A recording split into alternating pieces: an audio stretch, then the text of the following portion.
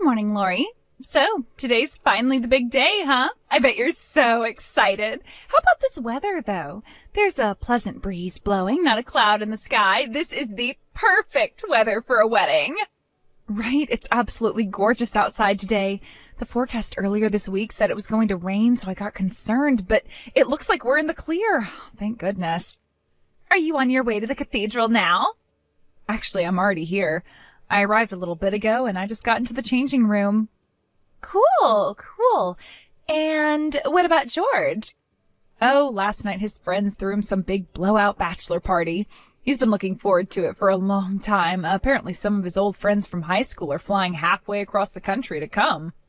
They booked a hotel in the city for the night, and George said he would head straight from the hotel to the cathedral. So, yeah, now I'm just waiting for him to arrive. Ooh, a bachelor party. Did you ever see that one movie? You know, where they wake up the day after the bachelor party and can't remember anything.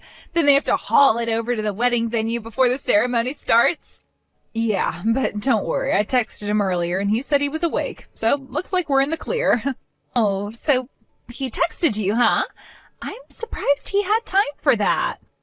Yeah, I guess he must have taken a minute to give me a courtesy text while he was getting ready to go. Uh-huh, right. So, you didn't ask him anything? No, I didn't. I assumed he was busy enough getting ready, so I figured everything I wanted to ask him about could wait until he got to the chapel. Like, what should I have asked him? Oh, you know, the basic stuff. Like, where he is right now. Whether he's really going to come to the chapel or not. I told you, Tommy, you don't need to worry. He didn't wake up in an abandoned warehouse missing a kidney or anything. Everything's going to be just fine. Yeah, you're right about that, for sure. Everything is going to be just fine. For me, anyway.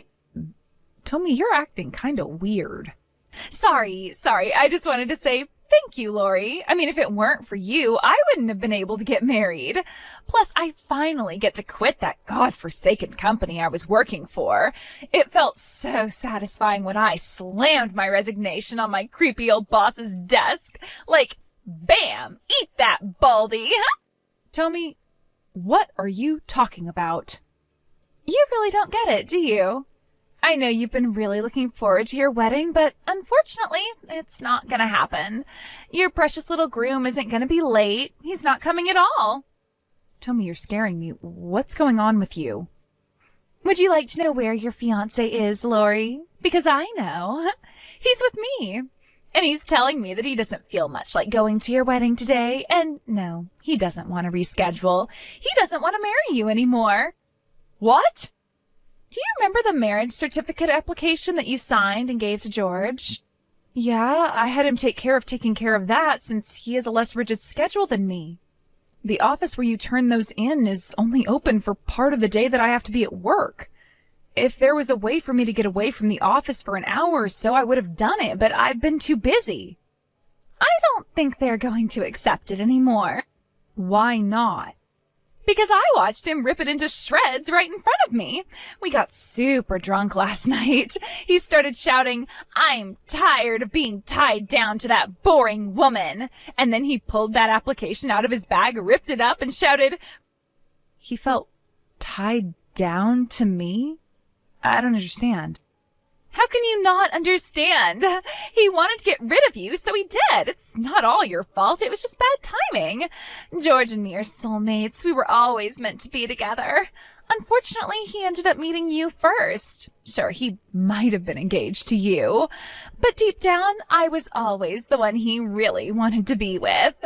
Tommy, I know you always were one for practical jokes, but this is going way too far. This is my wedding day, and you're telling me this insane story about stealing my fiancé from me? That's ridiculous. The first time the two of you ever met was when I brought him to the house to meet our parents after we got engaged. Oh, trust me, I remember that. I'll never forget the way our eyes met for the first time. We both knew at that very moment that we were meant for each other. So we traded phone numbers and started talking to each other. While you were super busy putting your wedding together, me and George were just getting busy. Knock it off, Tommy. You're hurting me. You still don't believe me?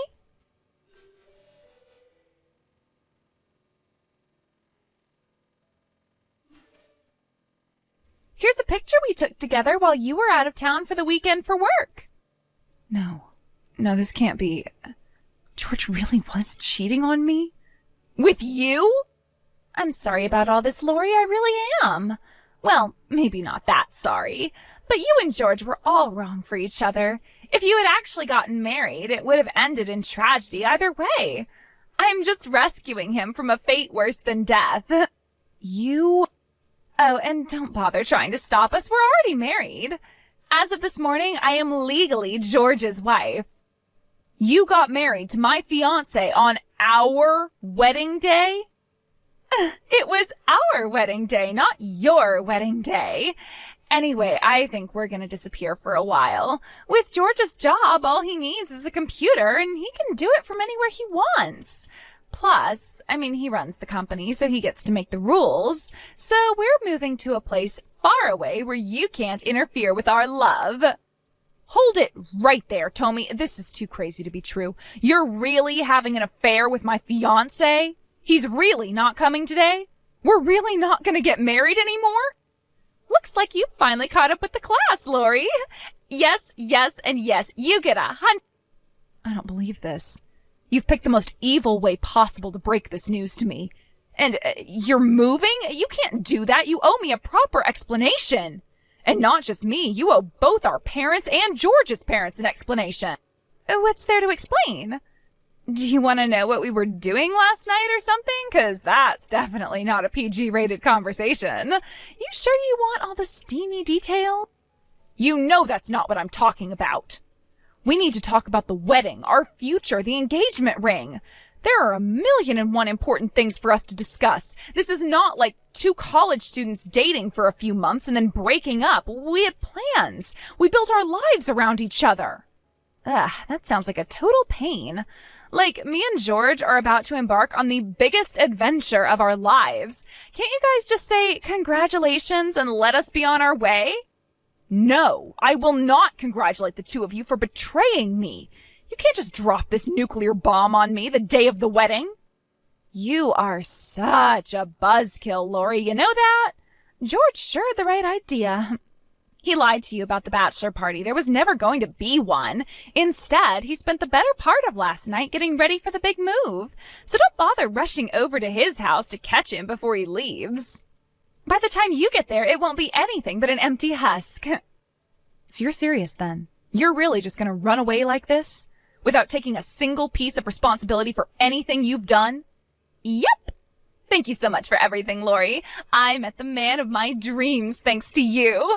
Oh, and George asked me to give you his thanks, too. If you hadn't made him briefly fall in love with you, then he never would have found his true love. You can take care of all the cancellations and stuff for the wedding, right? Because neither of us is going to do it. And with that, farewell, dear sister. Adieu.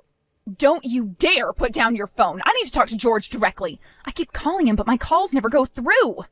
Unbelievable. You blocked my number, didn't you?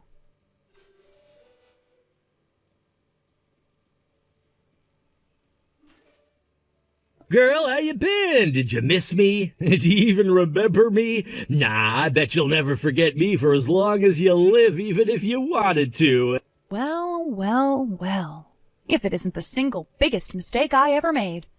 To what do I owe the pleasure of this sudden text after 3 years of silence? You had my number blocked. I don't want to get my hopes up, but are you by any chance a mugger who just unalived the person you stole this phone from? If so, that would be the best news I've gotten in a long time. Good grief, you mean to tell me it's been 3 years, but you're still sore about that whole wedding thing? You sure can't hold a grudge. You better do something about that negative attitude or else your man's gonna leave you.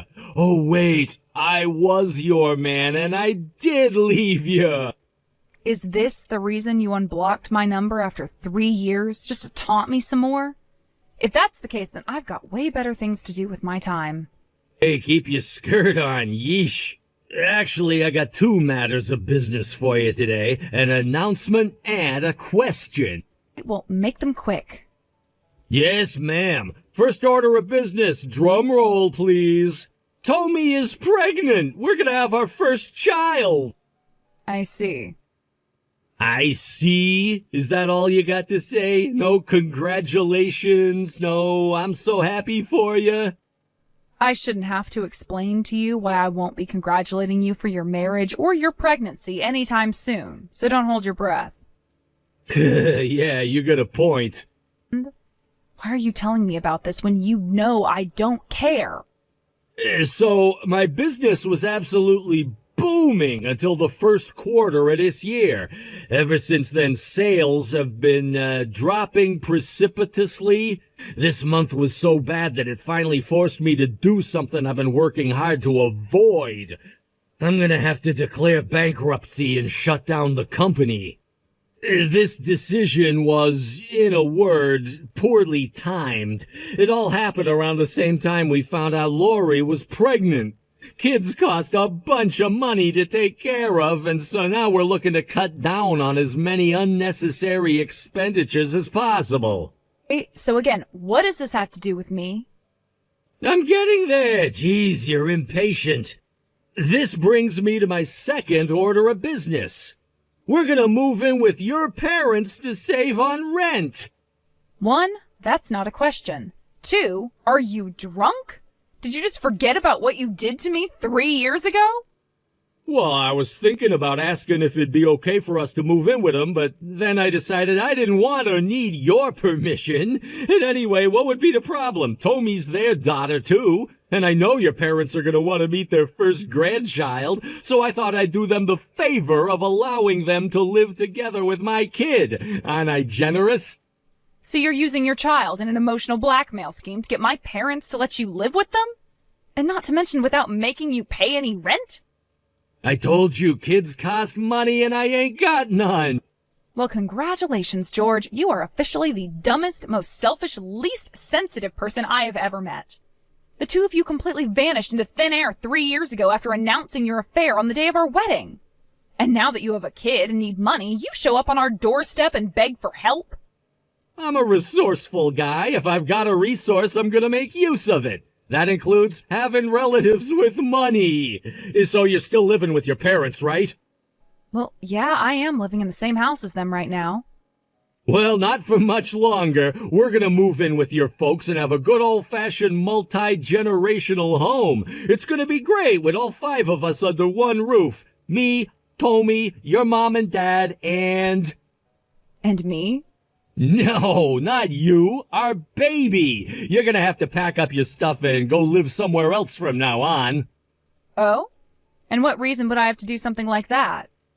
Well, I mean, think about it. It's pretty straightforward, really. Would you really want to live in the same house as the guy who you used to be engaged to? It'd be crazy awkward every single day.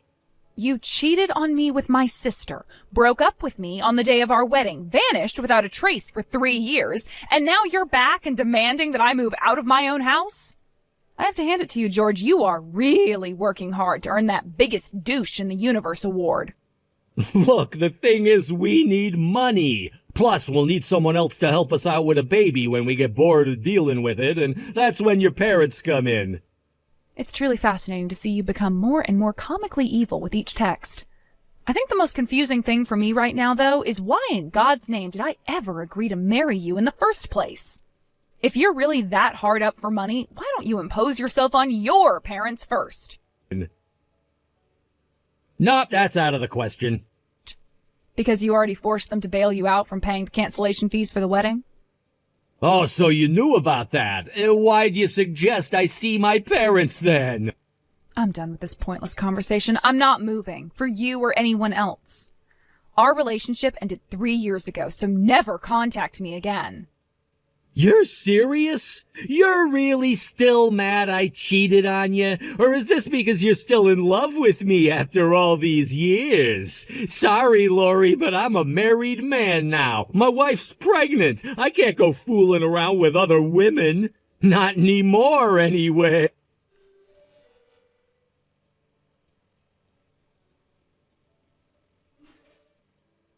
Hey there, Lori. Long time no see. God, I feel like it's almost been 3 years. So I think George already told you this, but our love has finally taken on a human form. We've been blessed with the gift of life. I am pregnant. I knew I should have gotten a new phone number. So yeah, it's just like George told you. We're gonna move in with Mom and Dad, and you're gonna move out. did you finish packing your stuff yet? I very explicitly told George that I am not moving. Sorry, Lori, but that's not an option. We've already loaded our stuff into the moving truck we rented and are on our way over there right now. So get your stuff together and get out of Mom and Dad's house before we arrive.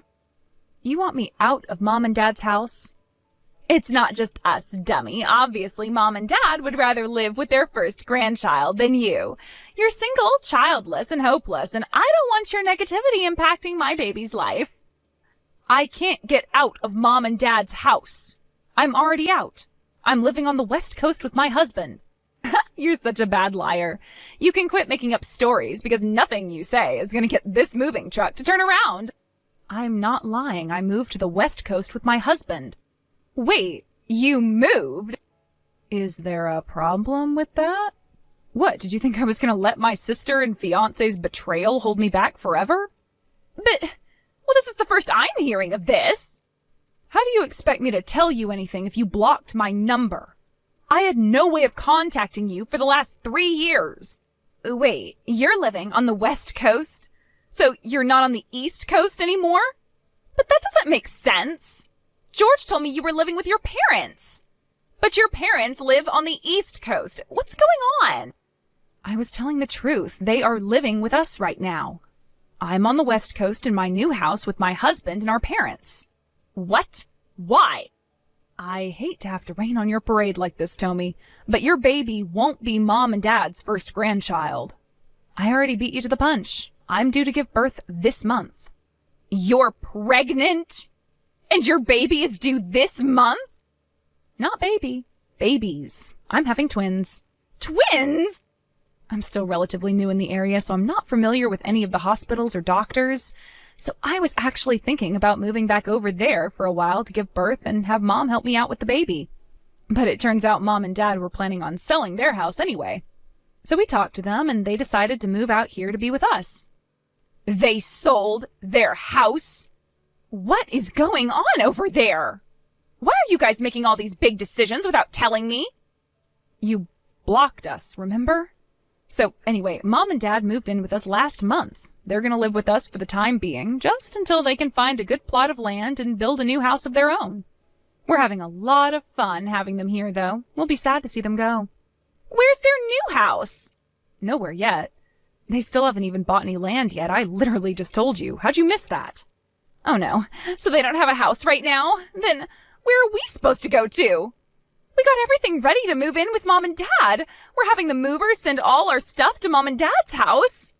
You'll have to figure that out for yourselves. You got yourselves into this mess, so get yourselves out. Hand the phone to Mom or Dad right now. I need to talk to them. Sorry, Tommy, no can do. Neither Mom or Dad ever want to talk to you again. Why? Do you really need me to explain it all again? You know perfectly well how much trouble you caused for our family, and you didn't even stick around to take responsibility for it. Let me ask you this way. What made you think Mom and Dad would let you move in with them in the first place? But I'm pregnant. I'm going to give birth to their grandchild. They're going to have 2 grandchildren within the next 2 weeks. My twins, remember? Oh no, this is terrible. We already terminated the lease on our old apartment. What are we going to do with all this stuff? Where are we going to put it? Mom and Dad sold their house, and you're all on the complete opposite side of the country. What do you want me to do about it from over here? You said it yourself. We're not even in the same state. I can't help you. No, it wasn't supposed to happen this way. We had enough problems already with George's company failing. We completely ran out of money. We didn't even have enough to make the last rent payment. All right, give me a second. Okay, there you go. I just messaged someone that I think might be able to help you. What? Who did you message? Your baby's grandparent. You mean Mom and Dad? Why'd you do that? They said they'll be right over. What? They can't be right over. You guys are on the opposite side of the country. Didn't you say they were living with you? Not to worry, Lori. They just so happen to be visiting a relative in town today. It's only about 3 blocks away. They'll be there any second now. Awesome. Well, thank you so much, Lori. You're a lifesaver. You're on your own from here on out, though. Your baby didn't choose you as his or her parents, so make sure you do what's right by them. You're not going to be able to just up and run away from your problems anymore. You're gonna have to be a big girl now. I can be a big girl. Oh, and one more thing. I am absolutely exhausted from having to deal with you these past several days, so I'm disowning you. You're dead to me now. Never contact me again. Huh? I'm going to be living over here for the foreseeable future. So I don't think I'd be running into you all that often anyway. Ugh, whatever. As long as Mom and Dad are here, I'll be fine. I don't really need you anymore. And even if I did, I know I can't rely on you anymore. So thanks for everything. Enjoy your life, loser.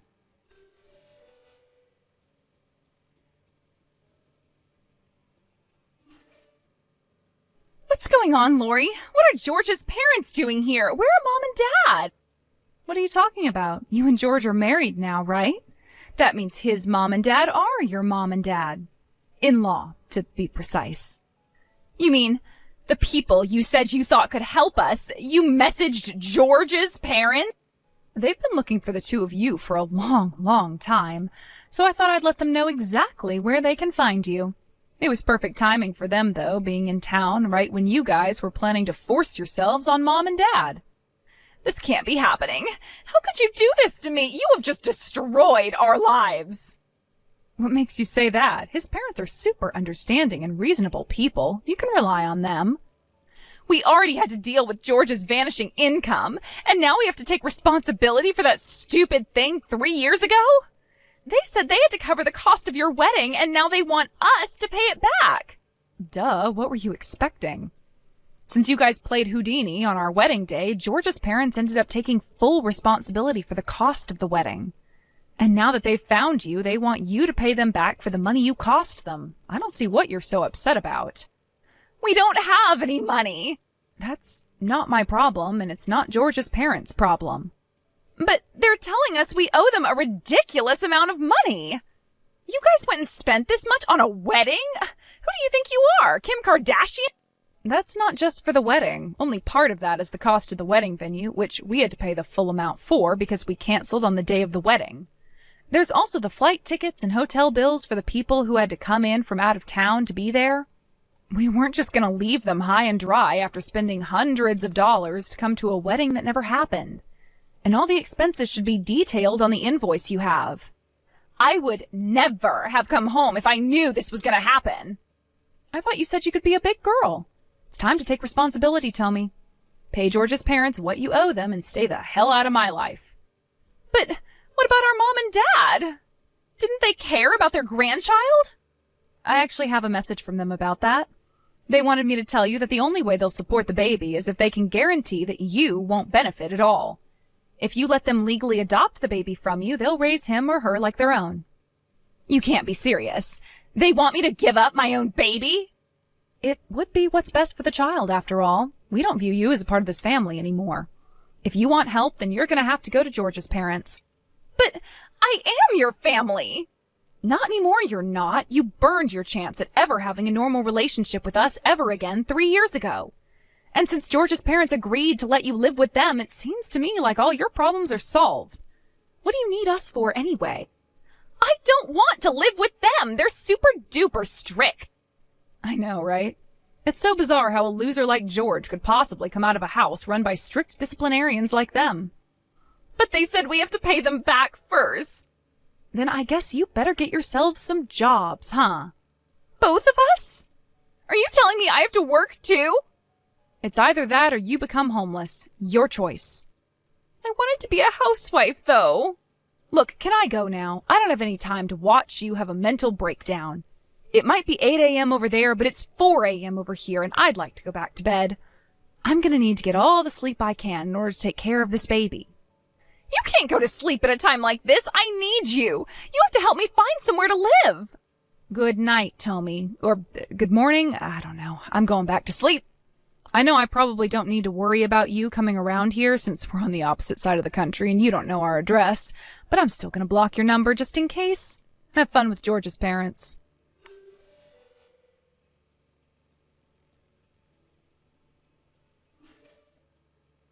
I already blocked George after the previous night's conversation, so I blocked Tommy's number next, then deleted both of their contact info from my phone and went back to sleep. I called George's parents a while later to see how things were going. With nowhere else to go, Tommy and George had no choice but to move in with them. They're both being forced to work 2 part-time jobs to make sure they put in a full 40 hours a week. George's parents have complete control over their finances. Every time a paycheck comes in, they first subtract some for rent, some for living expenses, and some to pay back the money they owe from the wedding. They're kind enough to hand over the rest to them for spending money, if there's anything left. There usually isn't. They still owe a massive amount of money, so it looks like they're going to have to deal with this kind of lifestyle for quite a long time. At this rate, I think they'll have it all paid off by the time they're 6.